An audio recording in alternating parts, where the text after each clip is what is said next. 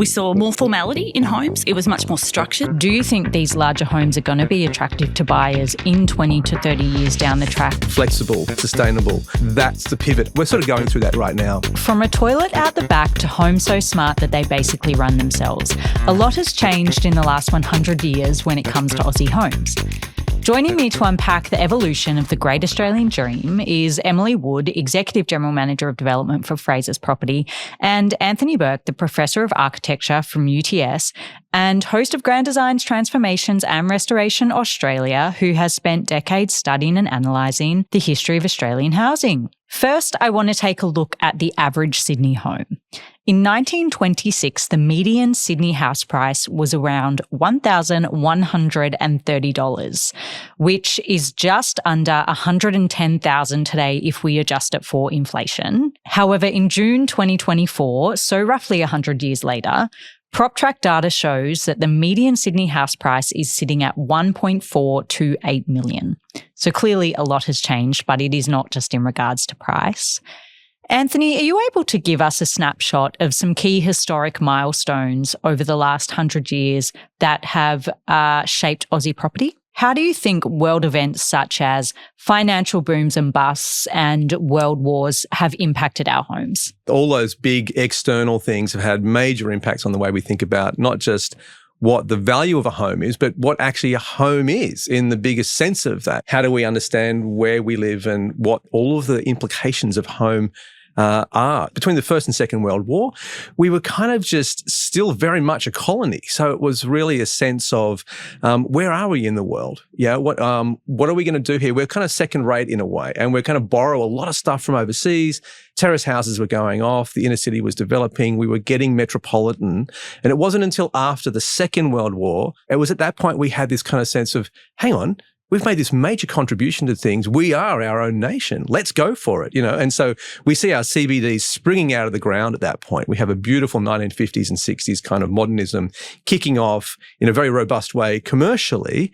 And the same thing was happening in our homes. After a little bit of experimentation in the early part of the century, the suburb kind of flourished from that point on. Things like the returned servicemen's program, returned soldiers were given land and houses and things like that, sort of meant housing was still a right. Housing was something that the government was very much involved with. And that, by degrees, as you all know, has changed over the last sort of 70 years since the 50s, to the point where we are now, where your house is really a house and an asset, first of all, and a home, second of all. And I think that's the big change that's happened. Emily, Frasers this year is celebrating its 100-year milestone. In 1924, what types of houses were you building? Back 100 years ago, Frasers was founded by T.M. Burke. Land development was the big option then, and as Anthony was saying, that was a lot of returned servicemen and women who were coming back and wanting to build that great Australian dream, and we saw that evolve over those 100 years. And I think another moment in time more recently that I think really impacted, housing and how people view that is during the COVID pandemic. I think during that time, homes became so much more than a place to live and sleep. They really started to become the place where you worked, where you exercised, where you might be educating your children. So I think that was another moment sort of more recently that really started to shape the way we think about homes and what we need out of our homes in the future. We've actually just touched on something that leads me nicely into my next question. What types of homes are Aussies looking for now? We saw some of these trends happening, pre-pandemic, and I think going back 100 years, we saw more formality in homes. So it was very, you had a specific place and time for everything in the house. So it was much more structured. I think what we're seeing now is that need for really that open plan design, that flexibility in design, because those spaces are having to work a lot harder in homes now than they ever have before. So the need for flexibility. And I think the other thing we're starting to see now is sustainability features in homes and how we can, make sure that they're more energy efficient, because with the cost of living pressures at the moment, that's becoming a real need. So people are becoming far more aware about how those impacts in terms of the design of their home can ultimately impact, the ongoing cost of that home. Australia has overtaken the US in building the largest homes in the world. In 2024, Australia leads with homes averaging 189 square metres, surpassing the US average of about 176 square metres. Anthony, what do you think is behind this desire for bigger and better homes? I think there is this moment where somewhere around the 1990s, we started to see the house as our retirement it's our investment portfolio, in bricks and mortar. And so the idea of the house sort of went from, how do I live in this place, to how is it going to serve me financially through my future and into my retirement and beyond? Yeah. So at that point, bigger became better because you wanted to maximize your assets. So everything became about, how do I capitalize and maximize all of the money I'm going to spend on a home to make it serve that financial need into the future. Now, I think, of course, the suburban dream that we all kind of grew up with was a very different kind of model. That was about family. It was about backyards. It was about growing up on the street, having a small community, that kind of thing. And by degrees, we've made that transition happen. The more is better sort of model comes from the real estate sort of perspective. But I think what we're realizing now, and what Emily's alluding to, is that we're really starting to rethink that. We've realized that we've gone kind of too far, and now we're actually damaging our lifestyle. We're not really servicing. We don't have houses because they're so big, which are fit for purpose. And that purpose is flexible, sustainable, more socially connected, and all those sorts of things. And that's the pivot. We're sort of going through that right now. Anthony, how do you think this plays out in the long term in terms of when we look at housing on a larger scale? Because do you think these larger homes are going to be attractive to buyers in 20 to 30 years down the track? Like, do we still actually need those bigger homes for a growing family? Or, should we be looking at, when we buy our next home or when we move into our next home, something that can operate more efficiently and effectively? It's a bit of a double-edged sword here. I think if you imagine the standard family kind of inhabiting a home that we have today, that's in our imagination, then yes, those big homes that we currently are building, we don't need them, and they will shrink. And for all the reasons you just outlined, cost of living and all of those pressures, maintenance and all of that, we will be wanting to shrink our homes. In fact, there's a bit of stuff in the press already about that as a trend that's coming out of the US. And I think it's one that's also starting to sort of emerge here in Australia. That's kind of happening at the level of the family home. But what is the home becoming is perhaps a more interesting question, because we are now needing to think about work from home scenarios. That flexibility is critical. Our kids are staying home longer. I can see a kind of a cultural shift moving that sort of direction, not just for cost reasons. It's hard for that generation to afford their own home, so they're staying home longer. That makes total sense. But there are some positives on the social side, I think, which we're kind of just starting to sort of tap into, which will change us culturally. And that's a bit of a big ship to turn around. So there's that going on. Work from home, I mentioned. The sheer fact that we're heating and cooling these gigantic homes with sort of football fields worth of carpet that has to be sort of cleaned every week and all the rest of it. We don't want to spend our time doing that anymore. We want to spend our time doing things that are quality of life things. And so I think that also changes our perspective on how big is too big. What is a typical Australian family these days? Because, what we've seen in the last 100 years is, the average household size 100 years ago was, 4.5 people in a home. And, that's almost halved when you look at sort of the household today. So that change in dynamic and who's living in the home has shifted what we're looking for in our home and how, as we're talking about size, how big that home needs to be, because there's been a dramatic shift, in the types of homes people are looking for, and affordability is a big driver of that. But who needs to live in that home is also a big driver of that. So how does Frasers then view house size? Can buyers get what they want by changing their perspective on size, especially if they don't have those bigger budgets? Yeah, look, diversity is absolutely the name of the game for us in terms of catering to a wide variety of different family types and different buyer types. So for us, it's about having a range of options available.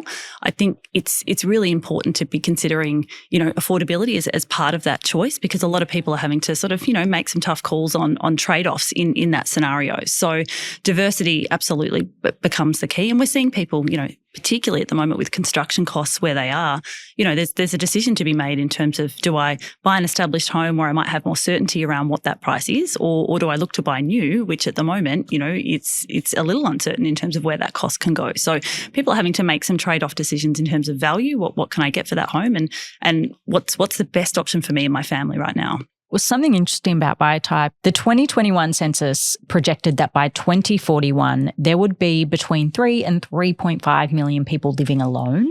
So, Anthony, when did this desire for solo living increase in popularity? I don't think it's a desire. I think for a small percentage, yes, it is. I want to live on my own and that's my choice. But I think for very many people in that circumstance, it's not a choice. It's something that has just happened through life circumstances. They've got older, partners have passed away perhaps, families have split up, divorces happen, people find themselves in different circumstances and are therefore sort of taking that option to sort of stay on their own for a little bit longer than they maybe wanted to. Now, this is where it gets really interesting because this big house question, certainly it is a financial consideration. But if you think about it from the health perspective, actually that loneliness and a whole lot of other things that circle around that, we could actually say our big houses are in some ways, they're kind of killing us. They're bad for us. Physically, health-wise, they're bad for us. There's a lot of research to suggest this loneliness epidemic, which is going on around the world, so it's not just Australia, but this idea of us living on our own, actually all of the mental and psychological dimensions of that are really shortening our lifespans. They're making our quality of life as we live our life much less than it could be. One of the things that psychologists always point to about a healthy life is the sense of social connection and connectivity. And even if you think about a typical family in a very large home, you have much more distance to the kids, for example. You're not rubbing up against each other just quite as much. The idea of everyone having an ensuite. I think I saw some great research at one point that said families that have one bathroom, that share one bathroom, are actually much healthier and happier social units because they have to negotiate the bathroom every morning. So they're forced sort of in a way to rub up against each other. And it's a very daily and very sort of ordinary thing, but it does keep those social connections very lively, very real and very present. And I think that's part of the anti-loneliness movement. I love that you touched on that, Anthony. Certainly, Frasers is something that I'm super passionate about. We commissioned a documentary last year on this exact topic called The Great Separation. So it's great that you brought that up. But one of the things that came out of it for us, obviously 1 in 3 Australians is experiencing loneliness, and the place in which they live and the neighbourhood in which they're about is often the biggest influencer of that connection. And the home as part of that can have such a massive impact. And, you look 50 years ago, homes in the way they were designed were open to the street, had the living at the front, were really sort of embracing that connection with the street. What you found now is almost we've put up big fences, big double garages, put all the living at the back, and we've sort of disconnected that opportunity to have those incidental moments with neighbours out the front. And often it's putting out the bins where that connection happens. How they come together in a community and how you create those places and spots for that connection to happen, I think is so important. Immigration over the decades, I guess, has surely helped shape the types of homes in which we build. Immigration records do show that about 1 in 4 Australians were born overseas, with 7% having Chinese heritage, and the Indian community in Australia is the second largest and fastest growing community in the nation. Anthony, how do you think our multicultural backgrounds have helped shape Australian home design? I think the multicultural side of it is one of our biggest success stories as a nation of homes, if you like, and our design and our perspective on architecture in Australia. And that's becoming even more and more present. I was judging some awards recently, and what I was noticing, and so were the other judges, was the influences on the houses that we were considering were coming from not just the typical European or British or North American backgrounds. They were coming from places like India and Sri Lanka and Indonesia and all of these other, our neighbourhood, if you like, our regional neighbourhood, just sort of showing that actually the way that people are using materials, where they're looking for their references, what their aesthetic kind of categories are, all of that is growing in this really positive and beautiful way because our homes are becoming much richer and much more layered, I think, because of that. And look, it's come to us through a number of different ways. You think of the Queenslander, and then the Queenslander being influenced by Southeast Asian architecture way back in the day. So it's not just putting a house up on stilts and having the airflow through. We were borrowing all these tactics from Indonesia to learn how to do that. And things like outdoor living, we learned that from the Italians. We got that after the Second World War and all the immigration that happened. The 10-pound poms that came, they brought a certain sort of I want to say stability to the housing idea, but very quickly I think that's been undermined by the rest of the immigration story, which has only become more and more interesting. We're getting so much out of our multicultural perspectives that are now landing in our homes, and I'm only seeing that growing from where we're standing now. Emily, how does Frasers embrace this in housing development? Has this changed the way communities are shaped and designed? In terms of the change, I think it's a bit of a yes and no because No, because I think the fundamental principles of great design and how you bring a community together, in terms of accessing open space and being part of a neighbourhood are universal to everyone. But what we've seen is how you bring that community together and what are those activities or what are those events and how do you make sure that everyone, embraces the diversity that's in that community. I think that's where we've seen the most growth in terms of how we bring people together. So we really consider, and do a lot of research in terms of who's moving into our communities, who's looking to buy there, and that will then shape all of the amenity and events and activations that we put on to really try and, bring the best of that community together. Anthony, when do you think that Australians really became obsessed with owning property? I think it really was after the Second World War. It was this point where the suburban dream landed and then that became the aspiration for the country. And it's so emotionally embedded in us. It's one thing that is going to take a long time to move, to evolve, let's just say. Yeah. It's a very stable image in our heads and it's a very emotional one. So we can rationalize all of this as much as we like. But as we know, our home is an emotional thing first and a rational thing second. I actually think maybe it is recalibrating just a little bit. I mean, I speak to a lot of people for this podcast. They're in their 20s. A lot of them say to me they feel like owning a home is just financially out of reach because they feel like it is that financial barrier for them. They actually just put it out of their minds altogether and don't even bother thinking about how to make it possible. Emily, what do you think of this trend? It's a real concern and it's quite sad, in terms of the thought that people who still have that desire and want to access property or get into their own home, are feeling so despondent that they can't. There are a number of factors playing out in the market right now that are making that incredibly challenging for people in terms of where interest rates and construction costs. And then we look at, the supply in the market obviously is the biggest lever in terms of that affordability. But I think it's also starting to think differently about what that first home might look like or what that first step into property might look like. And we're seeing different trends come through even in our buyers at the moment where it's a brother and sister buying together or it's a multi-generational family coming together to buy that home or, rather than sort of the house that they had envisaged originally, it's an apartment as that first step into the market. So I think for those that are wanting to access in, it's thinking a bit differently about what that might look like. The other thing we're seeing is rent vesting. So I'll rent in the desired location that I'm looking for and I'll buy a property maybe somewhere more affordable as my, that economic sort of factor in terms of property bringing that stability. So there are a number of different things we're seeing playing out in the market, but I think until we can sort of crack this nut of supply and bringing on more housing supply in Australia, we're targeting 1.2 million homes in the next 5 years. So there's a lot of work to be done to hopefully make that more accessible for people. Now that we've had a little look back, I want to have a little look at where to from here. Emily, what do you think the future of Australian housing looks like in terms of design? The next few years are going to be extremely rich from an innovation perspective to answer all the challenges that are here in front of us right now. Flexibility still remains a big trend and something that we need to be considering really carefully because I don't think any of those things are going away. And in fact, we're going to, obviously need to get more innovative about what we're doing in our homes. I think sustainability, and again, for those reasons of efficiency, that leads to cost and a real tangible outcome. So if I can have a more efficient home, that means, my cost of living is more efficient for me.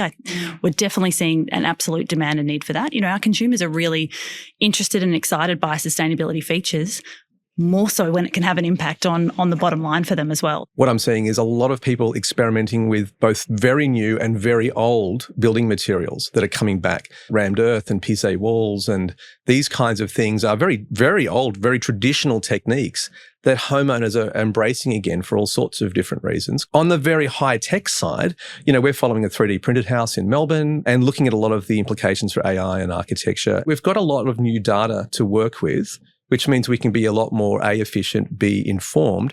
But I think it means that the way we live in our home, the sort of behavioural way in which we are in our house is getting better and better understood, which means we can design much better for it. How can we really be very much more nuanced about the idea of flexibility as a multi-generational family comes into play or the kids stay longer and all that? It's been a super interesting episode. I really appreciate both of your time. I think the future of housing design in Australia and the way in which we live is just such an interesting space to watch and to see how it unfolds in the next 20 years. Like, let's just wait and see what happens. But I really appreciate your time. Thank you so much for coming on. Thanks so much. Thanks for having us.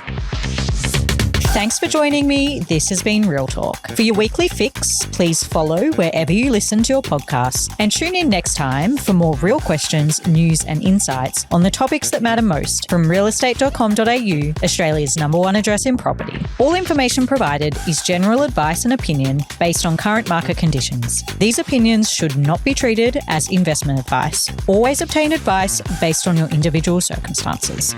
Real Talk acknowledges the traditional custodians of country throughout Australia and their connections to land, sea, air and community. We pay our respects to elders past and present.